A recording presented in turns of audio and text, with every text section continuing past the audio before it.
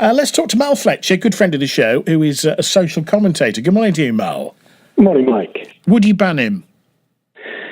Oh, I don't know that I'd ban him. I think in general terms, I'm not familiar with Roy's work, by the way, but in general terms, the line between genuine victimization and victim thinking, as I'd call it, is a fine one, and comedy seems to get tangled up in it a lot of the time. We do want to protect people from victimization and bullying, I think, especially people who are physically or mentally challenged, or perhaps from small ethnic groups. But at the same time, I think it's not necessarily helpful to encourage a general victim mentality in which, say, almost everyone claims to have some sort of minority status and be offended. So that sets us up to be too defensive around one another. We don't talk about important ideas when that happens.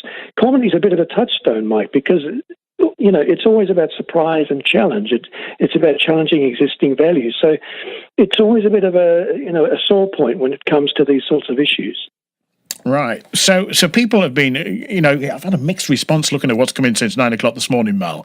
And people are saying, as grown-ups, we should be allowed to go to whatever we want and laugh at whatever we want. Do you agree with that point of view?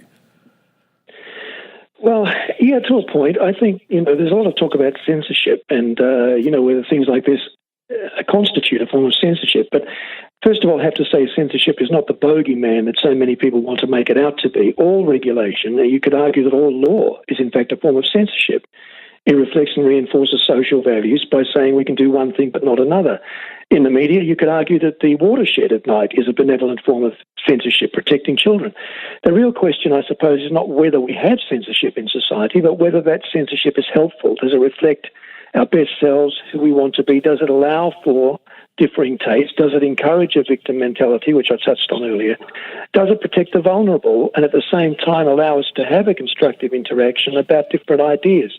It's not an easy question to answer, the one that you posed, but I think that there is a role for some form of standardization of what is permitted.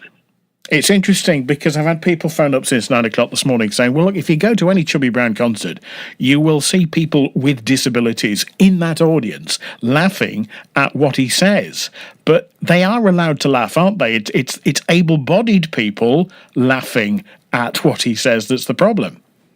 Yeah, sometimes that's absolutely true. And as I said, I'm not familiar with Roy's work, so I'm not commenting on him per se. But comedy generally, when it's done well, I think gives us unique tools to explore our weaknesses and our shared human nature, the potential flaws of our thinking.